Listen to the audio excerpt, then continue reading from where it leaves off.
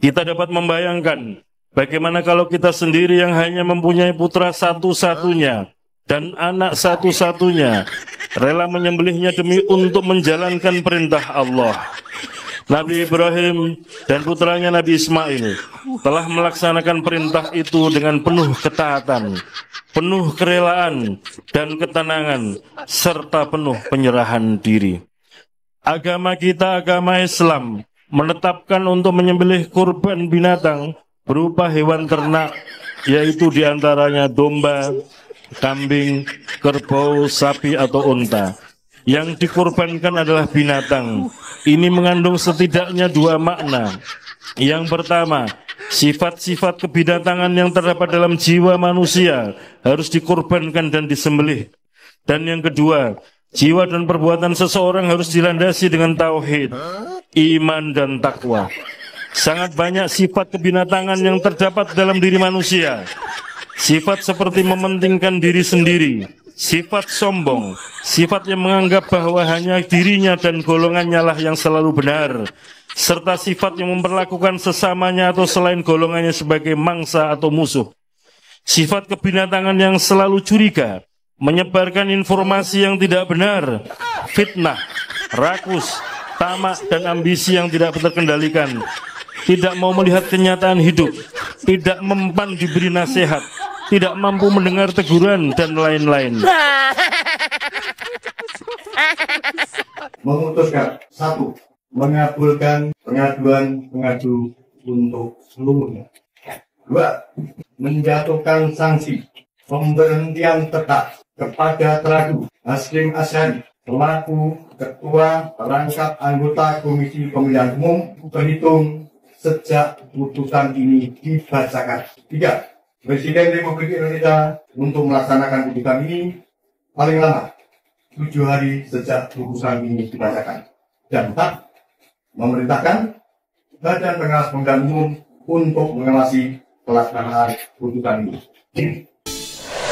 Hasyim Asy'ari, orang yang khutbah mengenai sifat kebinatangan ini, sedang menuai ulahnya sendiri. Dan saya yakin sahabat SJ Channel juga sudah mendengar dari mana-mana ya, dari berbagai grup WhatsApp, dari berbagai media mainstream sudah disampaikan bahwa inilah petanda berakhirnya rezim Jokowi, politik asusila ala Hasyim KPU. Akhirnya kita melihat ini menjadi petanda. Petanda itu berbeda dengan penanda ya.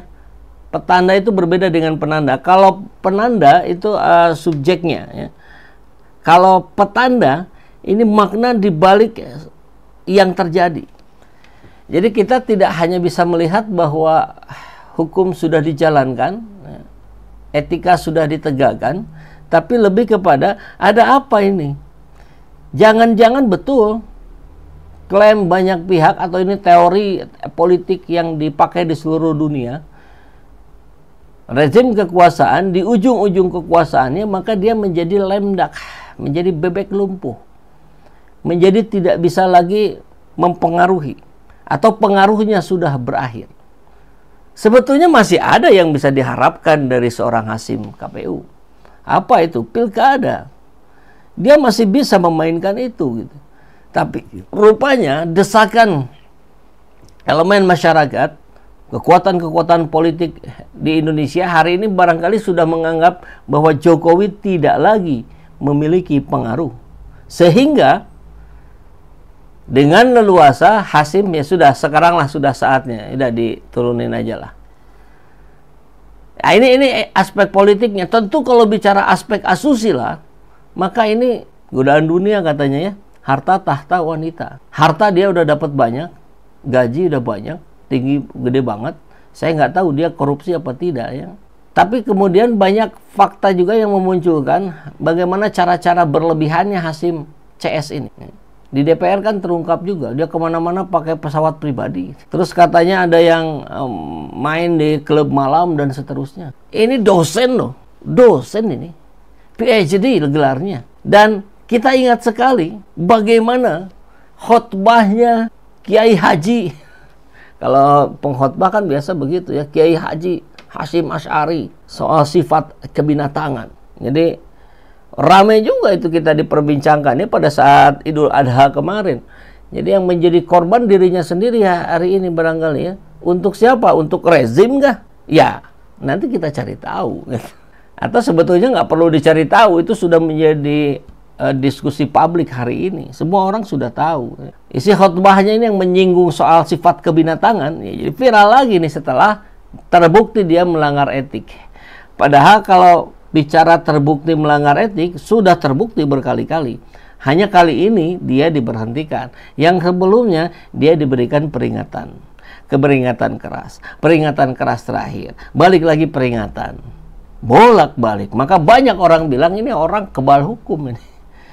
Tapi barangkali karena misinya selesai atau pengaruh Jokowi sudah luruh hari ini, maka dia selesai pula. Mungkin dia sudah aman. Makanya barangkali di mimik-mimik wajahnya juga nggak terlalu tegang segala macam. Dan dia sudah mengukur itu. Makanya dia tidak datang di sidang itu. Dia datang secara daring. Ya, Hasim dinyatakan terbukti melanggar kode etik penyelenggaraan pemilu. Ada asusila, ada memaksakan hubungan badan sampai kondisi kesehatannya terganggu. Ya. Inisialnya CAT. Petugas di pemilu di luar negeri. Bahkan dia sempat membuat sebuah video ucapan khusus eksklusif dari siapa? Boyem ya, Boyem, terus siapa lagi dia pasca acaranya di Vincent and Desta. Dahsyat, luar biasa ini. Untuk untuk yang ya, CAT itu, dan tentu perempuan panitia pemilih luar negeri atau PPLN Den Haag Belanda yang berinisial CAT. Dan dalam khotbahnya dia menyampaikan kurang lebih ya intinya sajalah, mana ya tadi ya informasinya, mengingatkan agar kita bisa memetik pelajaran dari momen Idul Adha, yakni untuk meninggalkan sifat-sifat kebinatangan. Sebetulnya tidak ada yang salah dari isi khutbah itu, dan seperti biasa khutbah itu kan sebetulnya pernyataannya itu biasanya ya sering kita dengar bahwa nasihat ini ditujukan khususnya untuk diri saya pribadi, umumnya bagi hadirin yang ada di sini. Ya kan begitu ya. Jadi nanti bisa diklaim juga kok bisa-bisanya Hasyim Asy'ari mengatakan itu padahal dia pelaku sifat-sifat kebinatangan. Ya, kan itu memang saya menasihati diri sendiri. Ya, jadi bisa saja begitu. Cuman soalnya adalah bagaimana praktek-praktek seperti ini tidak boleh terulang. Praktek menyatunya penyalahgunaan kekuasaan yang berimbas pada penumpukan harta yang tidak sesuai, ya, pada kekuasaan yang disalahgunakan dan wanita yang kemudian menjadi cara-cara yang dilakukan oleh Hasyim Asy'ari ini terbukti berkali-kali.